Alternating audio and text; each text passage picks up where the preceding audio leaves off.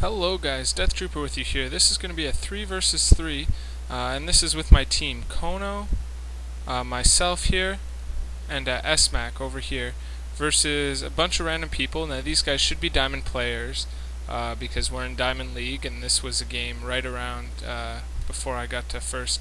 It kind of looks like bad quality. Sorry about that. I'm having lag issues for some reason tonight, so I've lowered the quality, and hopefully that'll help deal with it, but it still looks a little bit choppy. That's strange. Anyway, hopefully that won't take away from the commentary. This is meant to be a tutorial video on how to do well 3 versus 3. I'm going to do a 2 versus 2 and a 4 versus 4 video as well, and I might do a few 1 versus 1 videos as well.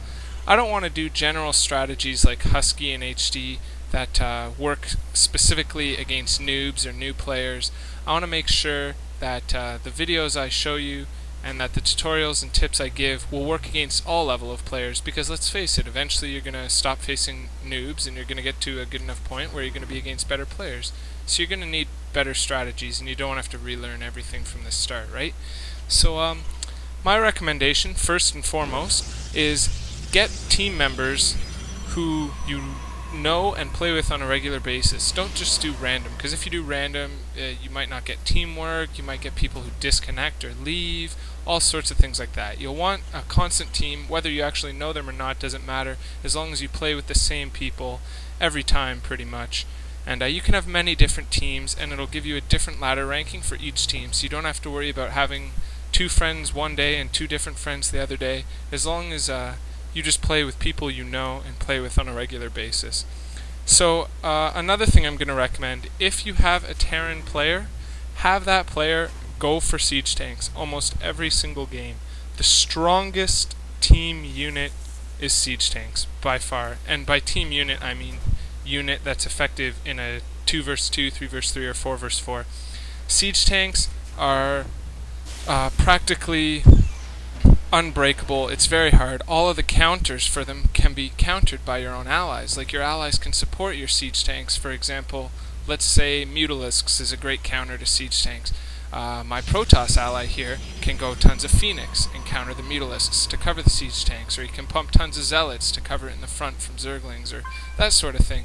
So just try different things. Don't stick to like one unit every time kind of game. That's a kind of a bad strategy. I know I just said you should get siege tanks every time as Terran, and I believe you absolutely should, but always scout, always scout, and if you see an opportunity to counter your opponent, by all means do it. For example, if your opponent is fast expanding or trying to tech up really fast, try to rush them.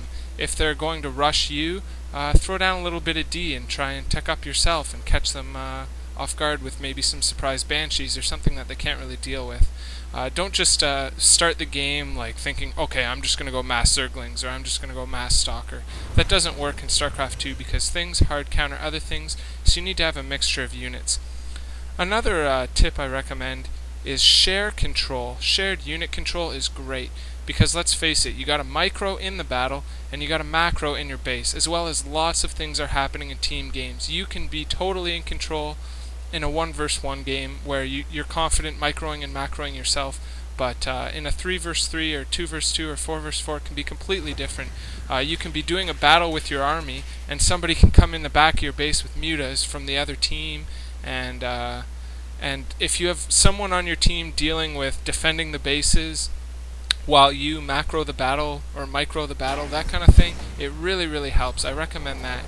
Resource sharing is also nice. If you use some kind of talking program to communicate to each other, like Skype or Ventrilo or TeamSpeak or whatever you use to communicate to each other, oh man, I need 100 gas just so I can pump that extra immortal, or something like that. Use that kind of communication and have your teammates give you gas and you give them gas, and help each other out in little ways like that. I'm not saying entirely pool all your resources, not that that's not a viable strategy, but if you're ever short just a little bit, you can always ask your teammates for extra resources, which is great.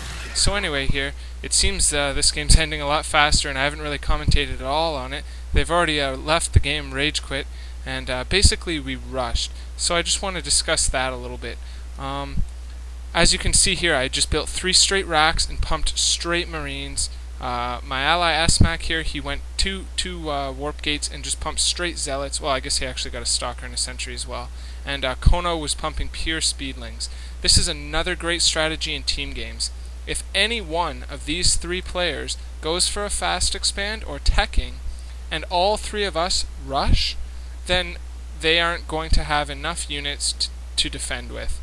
Plain and simple. Almost every team game at this level I'm at anyway comes down to rushing. We get rushed a lot and we do a lot of rushing. Now I'm not saying cheesing. You don't have to take risks or sacrifice economy. You don't have to throw down a 6 racks or get your spawning pool super early. Just do a typical build, nice and regular times, but rush. You'll want to pump a lot of units early on and do a basic attack early on. If it doesn't work, if it looks messy, pull out and tech up as normal, and it can drag into a long game. I've had many long team games, but they always start with an initial rush from one side or the other, and if it fails, just make sure you can pump enough to defend. And that's why it's sometimes good to pull back too. If it's looking messy, if you're heading to your opponent and you know you don't have enough forces to break them, you see a whole bunch of, let's say, roaches or something that you can't really deal with, just back out. It's better to withdraw your army than commit and lose everything, and then they'll counterattack you most certainly, and you'll be caught with your pants down. So anyway, this is my first team 3 versus 3 tutorial. I hope you guys have enjoyed.